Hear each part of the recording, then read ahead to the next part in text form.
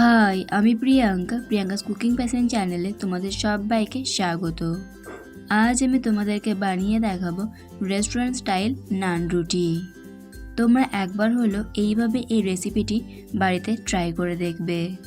চলো তাহলে রেসিপিটি শুরু করা যাক। আশা করি তোমাদের ভালো লাগবে। সবার প্রথমে এখানে আমি নিয়ে নিচ্ছি পরিমাণ মতো ময়দা। তোমরাও এখানে নিজেদের পরিমাণ অনুযায়ী ময়দার পরিমাণটাকে বাড়িয়ে বা কমিয়েও নিতে পারো।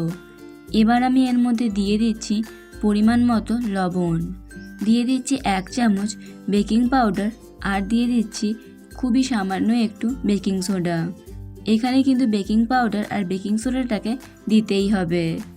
এবার আমি এর মধ্যে দিয়ে দিচ্ছি 2 চামচ মতো গুঁড়ো দুধ। তোমাদের কাছে যদি গুঁড়ো দুধ না থাকে তোমরা চাইলে এই ডোটাকে লিকুইড দুধ দিয়েও মেখে নিতে পারো। এবার আমি এর মধ্যে সামান্য একটু সাদা তেল দিয়ে সব কিছুকে ভালোভাবে মিশিয়ে নেব।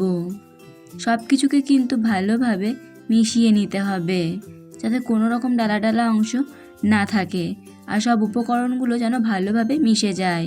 সব কিছুকে ভালোভাবে মিশিয়ে নেওয়ার পর এবার আমি এর মধ্যে দিয়ে দিচ্ছি জল। অল্প অল্প করে জল দেব আর একটা ডো তৈরি করে নেব। এখানে কিন্তু খুব বেশি জল একেবারে দিয়ে দেবে না, অল্প অল্প করে এইভাবেই জল দেবে আর ডোটাকে তৈরি করে নেবে। এখানে আমি ডোটাকে একটু নরম করে তৈরি করে নিয়েছি। এটা রেস্টে রাখার কারণে আরও একটু নরম হয়ে যাবে।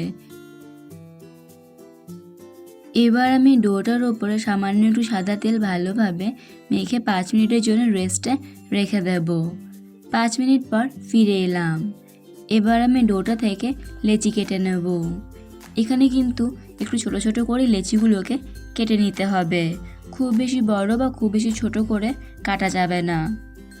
আমি যেভাবে কাটছি লেচিগুলোকে তোমরা চাইলে এর থেকে আর একটু বড় করে লেচিগুলোকে কেটে নিতে পারো, তবে খুব বেশি বড় করে লেচিগুলোকে কাটবে না।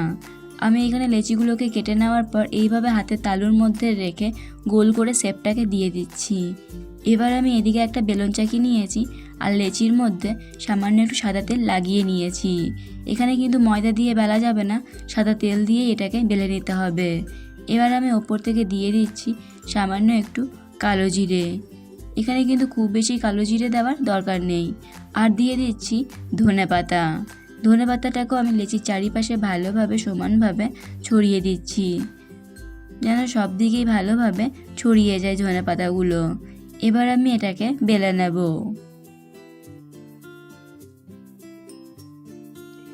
এটাকে আমি একটু বড় আর লম্বা করে বেলে নেব। নান যেহেতু একটু লম্বা আর একটু মোটা ছোটোর মধ্যে হয়, সেই জন্য আমি এটাকে একটু লম্বা করে আর মোটা রেখে বেলে নেব। তোমরাও এইভাবেই বেলে নেবে। তোমরা দেখেই বুঝতে পারছো আমি ঠিক কীভাবে এই নানটাকে তৈরি করে নিয়েছি। আমি তোমাদেরকে দেখিয়ে দিচ্ছি এর ঘনত্বটা। এভাবেই কিন্তু আমি সবগুলো নান রুটিকে তৈরি করে নেব। সবগুলো নান রুটিকে আমি তৈরি করে নিয়েছি। এবার আমি এদিকে একটা তাওয়া বসিয়ে দিয়েছি।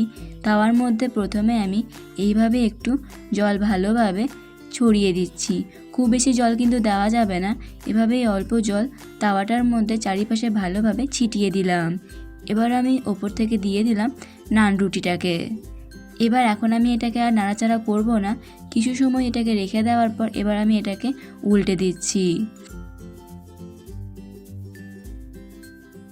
এই সময় কিন্তু গ্যাসের ফ্লেমটাকে মিডিয়ামে রেখে এই রুটিগুলোকে তৈরি করে নিতে হবে।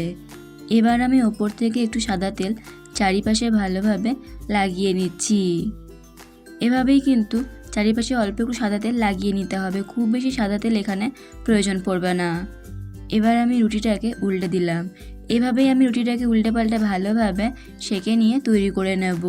দুপাশে আমি ভালোভাবে তেলটাকে লাগিয়ে নিয়েছি।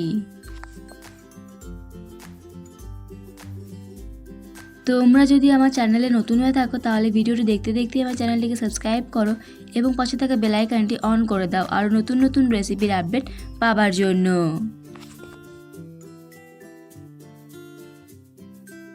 আমি একইভাবে সমস্ত নান রুটিগুলোকে তৈরি করে নেব। আশা করি তোমাদের দেখে বুঝতে অসুবিধা হবে না আমি কিভাবে এই নান রুটিগুলো তৈরি করে নিচ্ছি। আমি বাড়িতে থাকা সামান্য কিছু উপকরণ দিয়ে খুব সহজ পদ্ধতিতে কিন্তু নান রুটিগুলো বানিয়ে দেখানোর চেষ্টা করেছি। সবগুলো নান রুটিকে তৈরি করে নেওয়ার পর এবার আমি নান রুটিগুলোকে সার্ভ করে দিচ্ছি। বাড়িতে থাকা সামান্য কিছু উপকরণ দিয়ে ঝটপট তৈরি হয়ে গেল একেবারে রেস্টুরেন্ট স্টাইল নান রুটি। তোমরা দেখেই বুঝতে পারছো এই নান রুটিগুলো ঠিক কতটা পারফেক্ট আর কতটা সফট হয়েছে।